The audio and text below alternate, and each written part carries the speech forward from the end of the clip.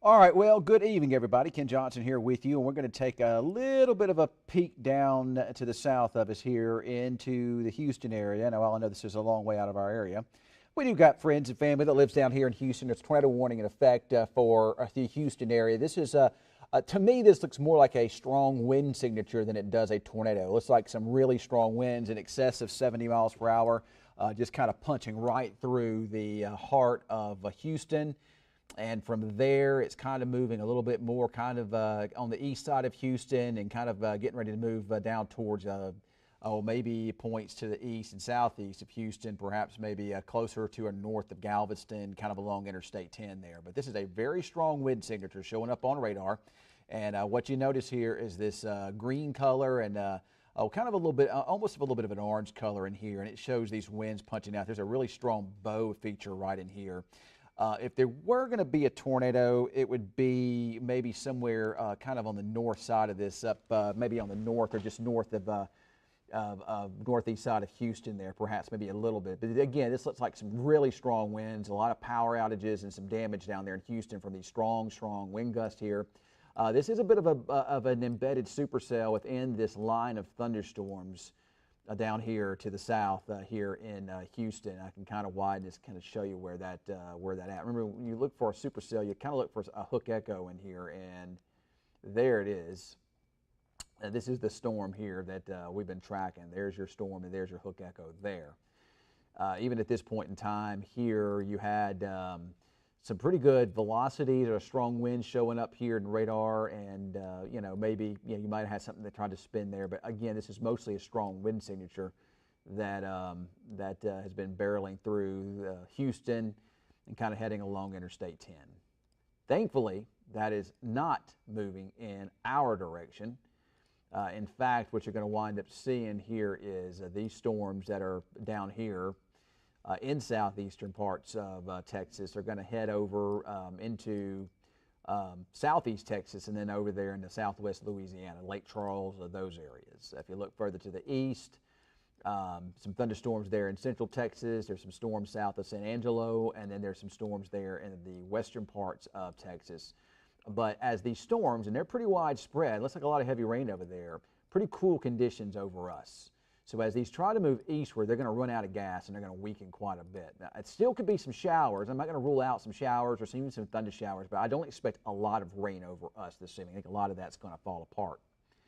I can show you the latest HRRR computer model, and it does show some few little showers perhaps around, but not much. And a lot of that fades out later on tonight. But it looks like once we get rid of the rain chances this evening, I don't really see much in the way of a lot of rain showing up here in the near future. Now we can show you, we look at weather pattern recognition here, and this would be your northern jet stream here, and this would be your Pacific jet. This is what we've been dealing with most of this year as a Pacific jet because of the El Nino weather pattern, which is basically gone now. The El Nino effect. It still may be barely hanging on there in the Pacific, but we're about to, if we're not already at neutral, we'll be there soon. And it will completely go away this summer. And I'll kind of talk a little bit about, what the CPC says about the summer coming up here in a few minutes. But you can see this jet stream pattern here into Monday. You got a pretty strong system that's kind of sitting over in here on Monday, kind of over near the Los Angeles area, and you kind of have west and southwesterly flow over us. This kind of pattern can sometimes signal some severe storms across parts of the region this time of year, but the historical peak of the tornado season is late May, last 2 weeks in May. And then it kind of recycles itself as we head into late next week. And we could continue to see some flow over. So nothing that really just jumps out at you that says huge severe weather, but the pattern could be favorable for a couple little severe weather events in there, maybe late next week, mid to late next week, possibly even one on Tuesday. But we'll have to just kind of see how that all comes together. I don't expect anything major. But with this type of weather pattern, it is going to be unsettled. There's fronts moving in and out. They'll drop down, but as another system gears up to our west, those fronts will stall and then lift back north, this warm front. So this is over the weekend, just breezy and mostly dry. Storms north of us there Sunday. Even though there's a system in the area Monday, I think we're too capped. I don't think we see storms there. Maybe Tuesday along that front, mostly just east of us. And then that front stalls, and here we go, another storm system approaches from the west. Well, I don't want to do that. Let's go back here. Approaches from the west, and there you go with another warm front lifting north, so maybe some thunderstorms Wednesday night or Thursday. Let's carry this over into Friday. Maybe some thunderstorm chances there with another system, and then heading into Saturday, there could be some more thunderstorm chances. So, with that said, some fairly active weather is possible at some point next week. But we'll just kind of wait and see what happens. Wait and see what happens, y'all. But again, I've been tracking that storm down towards Houston. That's mostly a damaging wind threat down that way, and it's some strong winds there for sure. I don't believe it's a tornado, but if it is, it might be something weak. But you know, we watch it anyway. Just keeping an eye on it. Wichita Falls is not going to get hit already, not anytime soon, which is good news. I'm glad, for one. I'm glad that we are seeing a break, or about to see a break from all this, all the wet weather. Because, you know, my yard is, I mean, we definitely need more rain. Don't get me wrong, I get that. But my yard has had plenty of water, and I need to mow it. I would like to see us catch up on rainfall totals, but I don't know that that's going to happen. I don't think that we will. You can see that signature still, strong wind signature down there in Houston. We can kind of talk about it here, rainfall amounts. You know, so far this year with the rainfall we had this morning, we're at just under 17 inches. That puts us up right at 8 inches above average for the year, 2024. And then when you look at the deficit from 2021 up until now, the rainfall deficit's about 8 to 9 inches. Now, we started the year off with our rainfall deficit near 17 inches for the time period, 2021 through 2023. So we've made up on that, but we still got a ways to go. You know, the wettest time of the year is actually late May, last couple weeks in June, May, first couple weeks in June. That's our wettest time of the year. So there's a chance we could, but I just don't know that we're going to be able to get 8. It had to be something pretty big to get catch up on 8 inches. Somebody also asked me, do you think the lakes will get to 100%? You know, the Wichita River is still at bank full, and it's still flowing into Lake Arrowhead. So the numbers are going to continue to come up. I don't know that we'll quite get to 100%, but we're certainly, I could see us being in the 80 to 90% range by the time all is said and done, which is very good. But, you know, the hot weather will return this summer. And with La Nina coming back, we really got to get all we can get, because La Nina just shuts the rain off. I mean, sometimes it will just completely shut it off altogether. Usually when we get into droughts, it's because of La Nina. This is what we got going on currently with the current pattern. As of right now, looks like we're pretty close to neutral. Neutral would be that little white line. Anything below 1 degree, it'd be considered neutral. So I believe we're there now.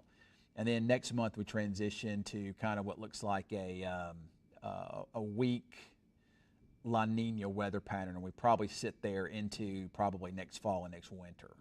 So this will do, and I messed up that word, Julie, or something like that. Anyway, I'll have to fix that. But I do see a scenario where with this La Nina weather pattern, there will probably be an active hurricane center in the Atlantic season in the Atlantic and the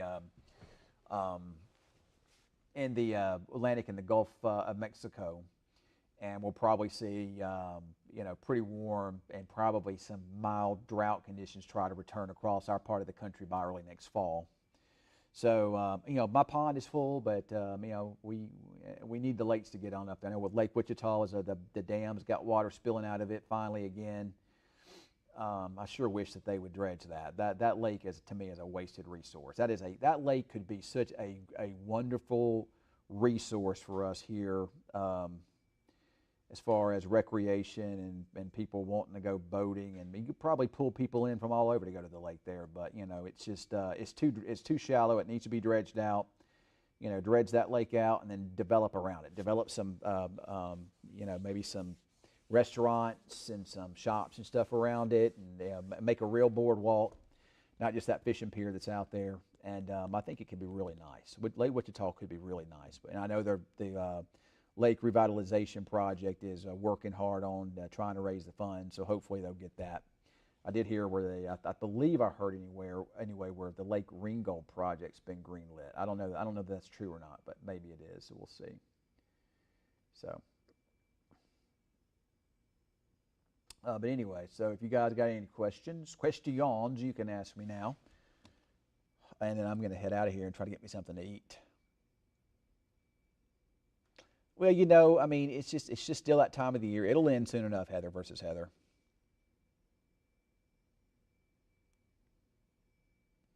It does look better. I agree.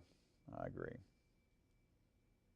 So, all right. Well, I'm keeping an eye down there on that Houston area, but again, I think it's mostly just a wind signature down there now. So, all right, I'm going to jump off of here, and I am going to go home and grab a bite to eat.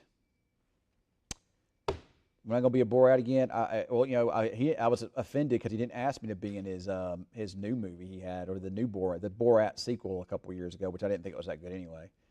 But sure, I would love to be in another Borat film. I made a lot of money off that, surprisingly. So I'd like to do it again. I could have gotten my SAG card, but it was going to be pretty expensive. I could still get it now, but it's expensive to get.